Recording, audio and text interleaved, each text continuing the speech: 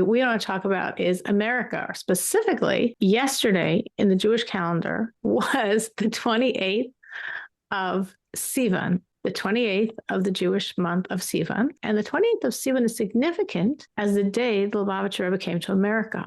And it might be interesting that I'm bringing in this class, this piece of Rebbe Lubavitch history, but I was thinking how this is really significant to this class, and that's why I wanted to share it. So that happened in 1941, and some 50 years later, in 1991, the Rebbe, without referencing himself, explains the significance of what happened. Why was it so significant, the date the Rebbe came to America?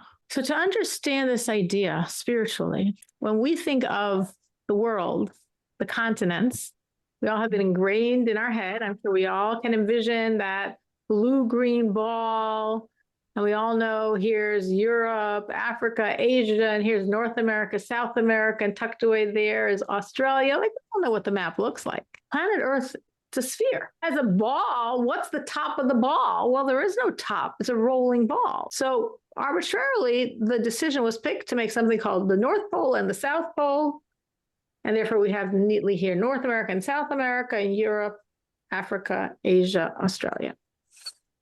But according to Hasidic, I say Kabbalistic thought, the high point of the world is not the North Pole.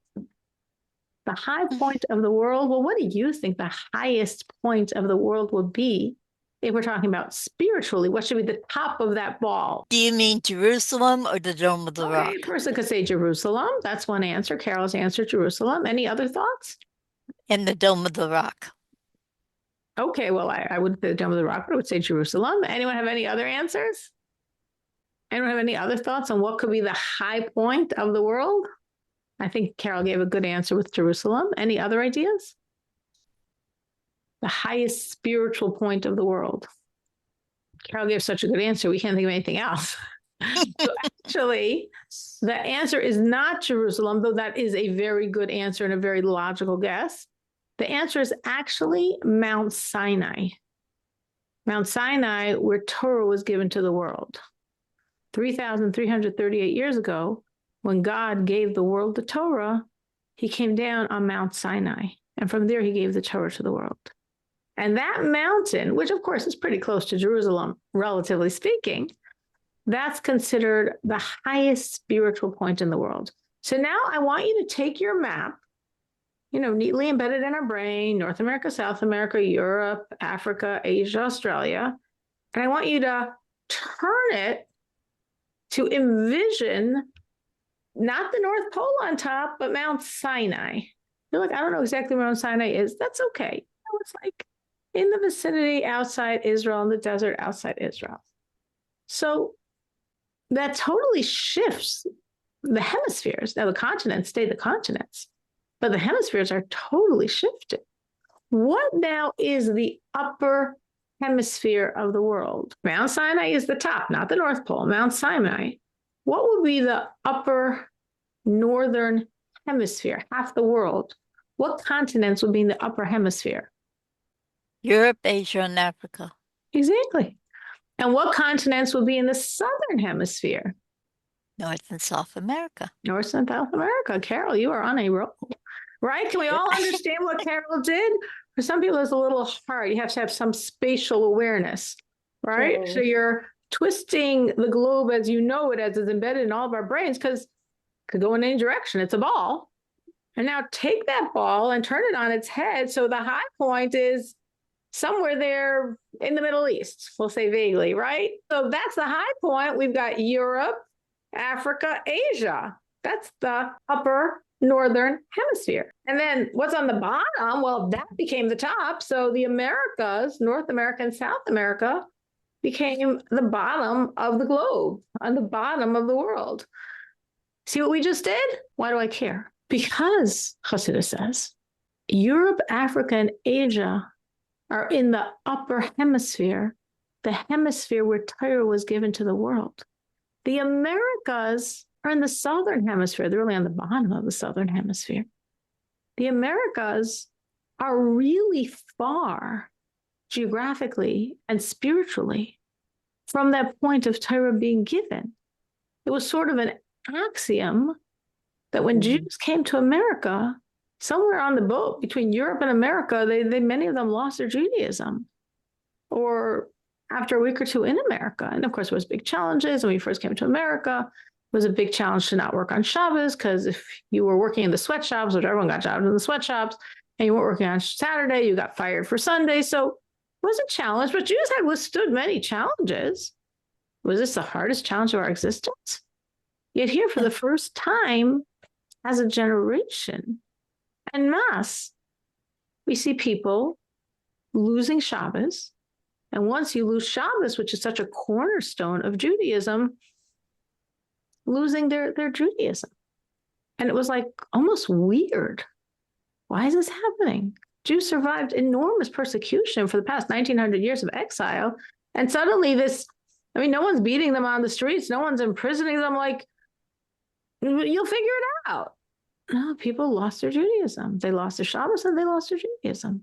So the Rebbe explains, you know why this happened? Because they were in the southern hemisphere, the hemisphere where Torah wasn't given. Europe, Africa, Asia, they're all in the upper hemisphere, in the northern hemisphere. So Torah very strongly penetrated those realities. So they were able to keep the Torah despite the persecution. But when you get to this very southern part of the southern hemisphere, Torah didn't penetrate. So it was very far, as I said, not just geographically, spiritually, it was very far from Torah. And then what happened?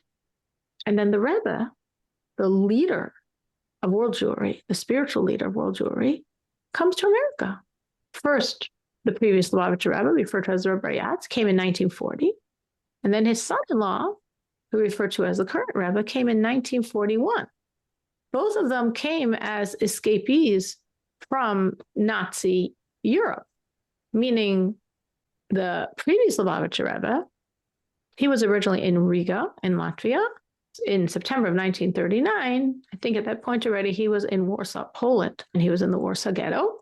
And when followers of his in America understood what was going on, as much as anyone could understand what was going on at that point, they contacted the State Department. And basically, and this was a big secret for a long time, but basically, the State Department in America was convinced that this is very significant to world Jewry to save this Jewish leader, the Lubavitcher Rebbe. So they contacted the German State Department. Now, this time, Germany was not yet at war with America. So the State Department still spoke to each other. The hand of God, the person who was in charge of the German State Department was not a Nazi. He was not a Jew hater. He actually, as long as he could, kept people in his office who were what the Germans called Mischlings, which means they were partially Jewish-blooded. According to Jewish law, you're Jewish if your mother is Jewish, or if your mother's mother is Jewish, or if your mother's mother's mother is Jewish. And otherwise, you're not Jewish at all. Well, Hitler was, if any one of your 4 grandparents was Jewish, you're a Jew. Whatever we would call them, they're half Jews or quarter Jews. From Hitler's perspective, they were all Jews and all need to be ultimately exterminated. And he protected such people. He had such people in his office, and he protected them and kept them working with him as long as he could. Actually, this person, whose name I forget, very shortly before the war was over, there was a plot from some of the higher people in the government to remove Hitler, to end the war. They saw it was just going catastrophe. And he was one of the people involved in this plot. The plot failed, and they were caught, and he was executed a few weeks before the war ended. So he really stayed not a Nazi till the end. So he's contacted by the U.S. State Department to get and rescue this rabbi from the Warsaw Ghetto. And to do so, he appoints one of the people on his team, who actually his father was Jewish. But again, from a Jewish perspective, he's not Jewish at all. From a Hitler perspective, he's 50% a Jew, so that's already a Jew. But he was still protected, so he was working for the State Department. And he travels from Berlin to Warsaw to rescue the Lubavitcher Rebbe. Well, of course, the first thing he had to do was find the Lubavitcher Rebbe, and obviously a German in full uniform in the Warsaw Ghetto trying to find a great rabbi. I mean, nobody's going to be too helpful, but somehow he did find the Rebbe, and the Rebbe understood and knew he got it. He understood this very scary looking person, a very high level German officer, is going to save him. And his immediate circle all went with this German officer and his group. They actually had to smuggle them into Berlin to ultimately smuggle them out, to ultimately get them on a boat to America. So they get to America in 1940. And the Rebbe, he was in Paris when the war broke out. So he and his wife, the Rebbetzin, the previous Rebbe's daughter, they flee to southern France, was known as Vichy France. That wasn't officially under Nazi rule. It was under French collaborators with the Nazi rule. So it wasn't safe for Jews either, but it was a little more safe than the north. And there they were in Nice, and they were in Marseille, and they were in Nice, and they had to go to Marseille to get the papers from America. Eventually, his father-in-law, the Rebbe, managed to secure the papers for him. Then he needed to get on a boat to get to America, which was also very, very not safe from France. So they actually had to then get smuggled into Portugal, to Lisbon, Portugal, to get on a boat, the last boat out, actually. They were actually on the last boat out that was able to cross the Atlantic because of the Nazi submarine bombers. And they arrived in America on the 20th of Sivan of 1941. So why is all that significant? Because if we understood the idea of America being that place where people lost their relationship to God, it's in the lower hemisphere. It's in the hemisphere where Torah was not given. Now, when the previous Rebbe and then the Rebbe came to America, at that point, the source of Torah is now in America. From America, from Brooklyn, the source of Torah is now flowing to the entire world. So it's changing the whole energy of the world, because now we're picking up spiritually the world from the bottom. Like, this is the bottom. Americas are the bottom. Lower hemisphere where Torah was not given. And now this lower hemisphere where Torah was not given becomes a source of Torah for the world. So when we raise it from the bottom, the entire structure is elevated. And why am I sharing this tonight? I'm sharing this because I was thinking this connects very much to Noahide. It's very interesting because I gave a German class this morning and I did not go into this at all. I spoke about some different topic. And this is very timely. This was yesterday, but I was really feeling I want to share this with Noahides because the energy of America has changed. The energy of the Rebbe, the source of Torah, is now flowing in the energy of America. And I was thinking that must be the reason why there's so many Noahides. I mean, relatively speaking, we have Noahides like never before in the world because the world is so penetrated with the Rebbe's energy. You know, when the Rebbe came out in the mid-'80s with this, what we call mivtza. A mivtza is a campaign. This campaign to go out to the world and teach them the Noahide laws. And it's like, what? How do you find a Noahide? That's less than a needle in a haystack. And the Rebbe was like, no, this is the time. We're bringing Mashiach. And to bring Mashiach, we need the world on board. And the world, the people of the world, that's going to be represented by the Noahides. And every Noahide is representing the world and accepting God, and therefore expressing the world accepting God, which therefore means redemption, right? We need the world to accept God to bring redemption. Is the world Jews? No, Jews are like quasi-world. The Noahides, that's the world. When they are accepting God, when these just regular non-Jews are not regular non-Jews, they're Noahides. They say, we believe in God, we're living a godly life, we accept God. They're giving God a home on planet Earth. So when the Rebbe was so much pushing bringing Mashiach, he was so much pushing bring the world the message of being a Noahide. And it would seem like, well, how can we go out with that message? How are we going to find Noahides? But look, is now the energy. You are the energy. You are the energy of the world. So I think this is just so incredible and so relevant to you. And I guess my question would be, where do you see in America, in daily life, that godliness is now more manifest than ever before? Because the energy is building and building and building. So we should see this more today than we saw it 10 years ago, let alone more than we saw it before 1940. I'm not sure I understand your question correctly. Can you rephrase What it, I'm saying please? is the Rebbe from the mid 80s was telling us to go out to the world and teach the world about being a Noahide. Mm-hmm. And helping people become Noahides is really helping bring redemption.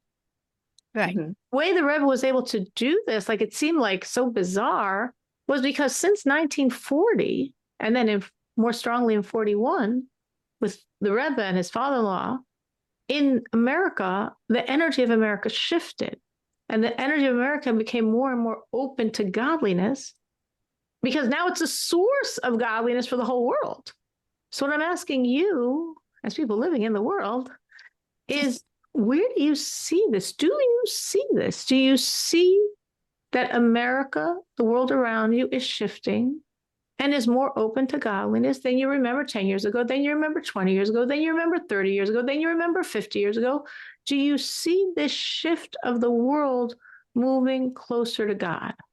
No, I don't really see it. Robin says, I do not see it at all. Do you I feel don't it's see going it the other? either. Do you feel it's going the other direction? I, in a way, in a certain way, I see more of that than godliness. You see more of what than godliness? Of it going the other way. Of it That going there the is other way. important and, there's other things. I see more reception to the Noahide among the younger generation, and I'm talking about my grandchildren and great-grandchildren. I see them asking questions because they are rejecting what they are seeing of the Christian religion, and they are seeking something, and I am able to talk to them and have them understand and show them from Torah the laws that God gave us and how we're supposed to live. And that seems to be resonating more than the religions that they are growing up in. So you're Now, saying you see your children and grandchildren, not your children, your grandchildren, great grandchildren, more receptive than your children were? my children are living what I would say, they're living good lives as I brought them up, but they belong to like Baptist and Nazarene and Methodist. So they didn't And accept being Noahides, and you're saying you feel your grandchildren, great grandchildren are more open. yes, and they are receiving it and starting to live it. Carol is saying she saw her children, though they absorbed her teachings and are living moral lives, but they didn't absorb the rejection of the church. But she sees her grandchildren are more. So she's seeing a shift. And Robin said very emphatically, she does not see a shift in a good direction. She feels, if anything, the world is getting worse spiritually and morally. Any other perspectives on this? Because you all live, so we all are interfacing with the world around us. So all of us should have a perspective. And there's no right and there's no wrong. It's what you're seeing. I can kind of see it both ways. And kind of what Carol was saying made me think of some other things that I hadn't really thought about until now. That my knee-jerk reaction is no, I see the world leaning more toward godlessness. But I'm kind of wondering if it'd be interesting to see how that is geographical area by geographical area throughout the country and what the presence of Jewish people is there. Now, I realize technology can surpass all of that because we have such a far reach now. But I'm wondering if some areas are seeing more of a shift toward reaching the Noahides and that becoming a thing, and people wanting to reject more of the traditional American thing in the church and that. I don't know. I'm So kind of on the have you fence now. I seen it, or wasn't at you're the just beginning. intrigued by what Carol said? Or have you seen it also in your life that there are people that are more open in a way that maybe weren't when you were younger? I would say I have not seen that, but I also haven't been looking for it. Right. But you're saying So what now Carol said got you yeah. curious. Yeah, it's got me really curious now. I'll keep a better eye out.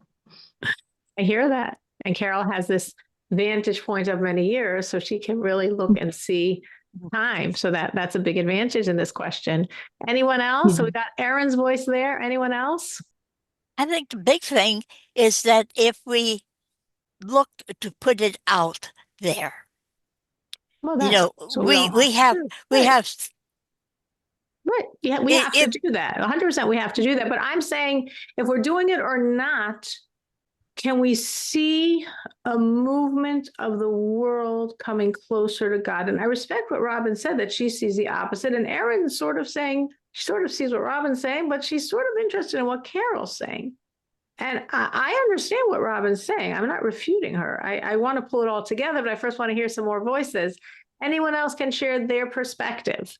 Because we've got lots of other people on tonight. Anybody else would like to share their perspective on what they see? Any answer is fine. It's all legitimate. It's your experience. I haven't seen as many Noahides as I am seeing now. Absolutely. You know, I'm 92.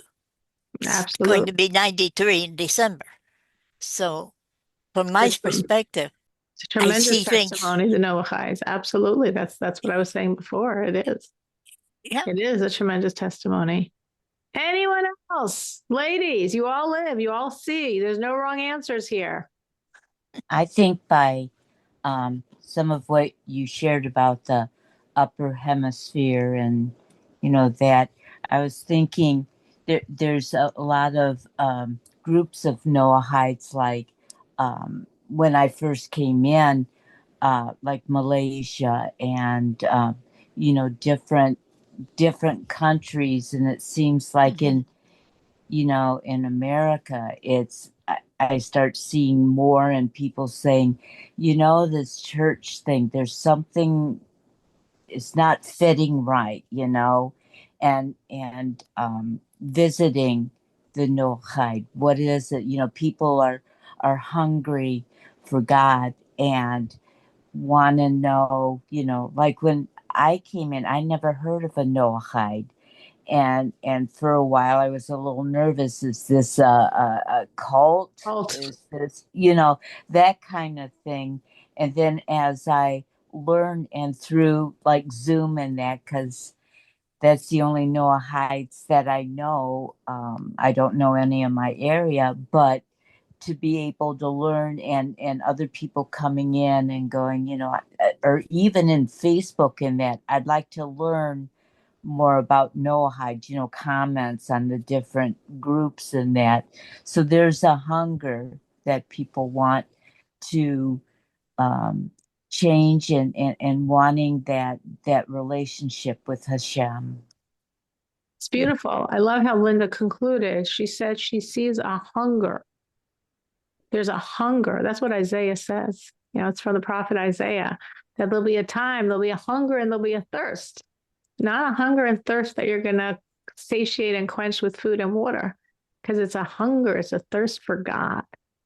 And I like the way Linda connected that to this explosion of Noahides. Looking at everyone on the class tonight, and all coming from different places and different backgrounds on so many different levels of so many different sociological differences.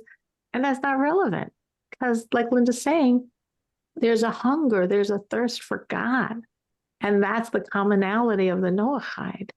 And as Carol is saying, she's been a Noahide for a long time, and she hasn't seen these numbers, that there's so many Noahides. Thank you for that insight, Linda. Anyone else has what to share on this? I'm glad for your program.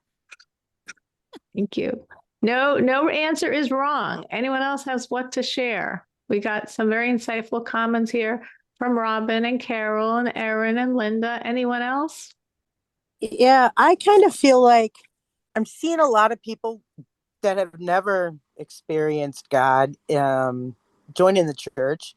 And then I see a lot of people that have been in the church for a long time leaving the church. So it looks like this flow, this circular flow of maybe that's kind of the steps or something that they're taking. And I just feel like just because of we're America and Christianity, we're a Christian country. And I think that's kind of where they're going, and because that's all that they've heard of. And this whole Noahide thing is not where they would go to first. It's like they go to the church first and then filter out once they can't get their questions answered in the church, then they go to the Noahide. That's what I'm seeing. I hear what you're saying, Kim, and I think that totally is parallel to the vision that Linda said. And what you're saying, Kim, is because there are people that are thirsty and hungry for God, they start by going to the church because they grew up in Christian America. And seemingly, if you have a spiritual hunger, go to the church. I was actually explaining to someone recently, like today or yesterday. I don't know. Like I don't know if it was today. So I don't think I have time to talk to anyone. Maybe it was yesterday. I don't remember it happening yesterday either. But like that the typical, it was yesterday. I remember the conversation, like typical Noahide. Not that there is a typical Noahide. Nobody's typical. But like if I wanted to very much generalize, I would say from all the Noahides I've seen, the most common pattern is someone who is a very devout Christian because they're a spiritual person. They're looking for God person. So yeah, if you're in America, whatever the denomination you were raised with or is close to you, that branch, and then you start being a spiritual person, a true seeker of God, you start seeing what you saw, things that aren't lining up and that don't make sense, and hypocrisies and corruptions and so many questions, so many things that don't align. And many people that then leave the church actually go, as I've seen, to become messianics. Like, oh, that's the real, that's the original, that's the true before all the other stuff got added. And messianics still believe in JC, but have this, they're called pure version. And some people stop. They reach their truth with messianics. And the real seeker is going to eventually realize, no, this isn't it either. There's still all these things that aren't true and aren't aligned and aren't resonating and aren't God. And it's still idolatrous. And then they're going to find Noahides. So I think what Kim is saying about seeing this flow of people going into the church because they're searching for something, and this flow of people going out of the church because they're searching for something is really very, very much in line with what Linda was saying of there's a thirst, and maybe not everyone finds Noahide. Maybe they'll find it eventually. Maybe some do faster, some do slower, but people being thirsty and looking is already an amazing starting point. So I want to just touch, I see it's late, and of course there's so many voices we didn't get to hear, but I want to address Robin's point. Right? So Robin said, no, I do not see the world moving in a good direction. And then Carol said how she sees it moving more toward God and toward Noahides. And then Erin was like sort of seeing what Robin's seeing, but hopeful with Carol's vision. And then Linda and Kim expressing it their way. But how does this jive? How could Robin say emphatically, no, I don't see the world going in a good direction? And I think the answer to that is because understanding the dynamics of redemption itself. Redemption is a time when God is completely revealed on planet Earth. In redemption, Mashiach, we're not escaping Earth. We're not transcending Earth. We're living human, physical lives on this world as we know it, but it's not as we know it because it's a good world. It's a godly world. All evil is removed. And because of that, natures of animals will change, human nature will change. It won't be a world as we know it, but it will still be planet Earth. People won't be flying, people can't live underwater. No, it will be planet Earth. We will be breathing in oxygen and expelling carbon dioxide. It'll be planet Earth, but with all the evil gone and all the godliness shining on every strata of creation. So I'm saying the Rebbe and his predecessor came to America. The source of Torah came to America, and this is changing the energy of America. And we're actually from America now lifting up the world on the bottom. And as American is being raised, also South America is being raised. And then from that, it's trickling into all the rest of the world, Europe, Africa, Asia, and Australia. So the whole world is being raised. When you raise up something from the bottom, everything gets lifted. How would that jive with seeing the world going in a more godless direction? I think how it jives is because as we get closer and closer to redemption, it's almost like evil knows it's going out of business, so it's putting up the last fight. Daniel says in the book of Daniel that at the end of days, before the redemption, all evil will, so to speak, come out of the closet. All evil will be right there in front of our eyes because we need to see it to reject it. to remove its power. So there is a lot of evil out there. I'm not disagreeing with you. There's also a lot of godliness out there. I'm not disagreeing with that either. It's a big world. And I think every sign of lack of God, just like every sign of God, to me, both are signs of the coming of the redemption, are signs of the Rebbe and previous Rebbe's energy in changing America. In the Talmud, when they're discussing signs of the coming of redemption, they give a lot of negative signs. Nobody will have even like a penny in their pocket. The face of the leaders will be like the face of the dogs. Impudence will rule. They give a lot of negative signs. So wait, this is redemption, all this negativity? But it's like, if redemption is coming, all the forces of evil are like, breathing their last breaths, and they're trying to put up this big show of like, we have power, we have strength, we can hold off this stuff. But they really have nothing, and they really can't. And it's so hollow. It's sort of interesting, just like this is also in the Jewish calendar, the time when the previous Lubavitcher Rebbe was incarcerated on the 15th of Sivan, released to officially go to a 3-year exile on the 3rd of Tammuz, and then on the 12th and 13th of Tammuz, completely released and brought redemption to all Jews all over the world. Not to go in great detail on this, but when the previous Rebbe was incarcerated in Shpalerka, in this horrific prison of horrors of the NKVD, predecessors of the KGB, and every second his life was on the line, he fought and fought and fought not to give them one iota of power.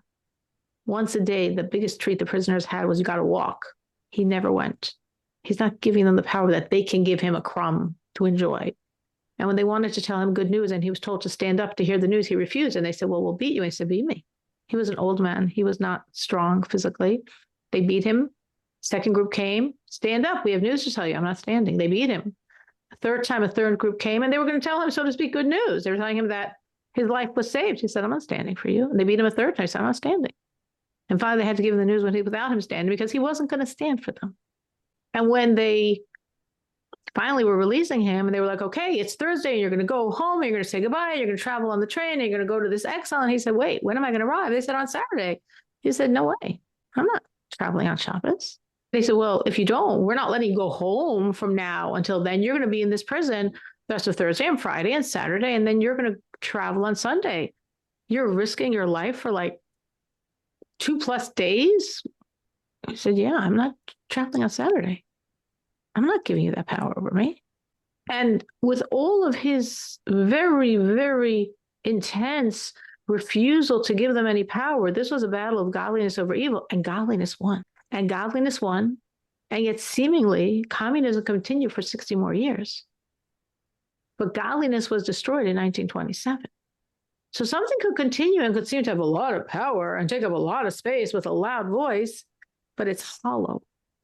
Like in my neighborhood now, when I walked yesterday on Shabbos, all over I see these fallen tree branches, huge tree branches fallen. And I was thinking, like, why did some fall and some didn't fall? I mean, I don't think lightning was striking anywhere. It was the power of the wind, right? It was just a very, very, very fierce storm on Thursday. So many branches fell and many branches were not touched. And I was like, well, maybe these trees, though they look strong, maybe inside they were hollow. Inside they weren't strong. And that's why they toppled and other trees weren't touched. So I see what you're seeing. I live in this world. I know what you're seeing, Robin. But I think every one of those forces is so hollow. It's so empty, because it's just like these shreds of like, oh no, we're almost out of business. We got to put up a good show and pull people away from this godly energy. But they can't stop. They can't stop that flow. And even as Kim's saying, eventually those truth seekers, they will find God. And that is, I think, the movement we're seeing. And I think that movement is because the Rebbe's came to America, the source of Torah came to America. America is now lifting up the world. America now has a spiritual power, not just for the Jews, it's the power of America. So it's for the world. It's for the Noahides. And that's what I think we're seeing.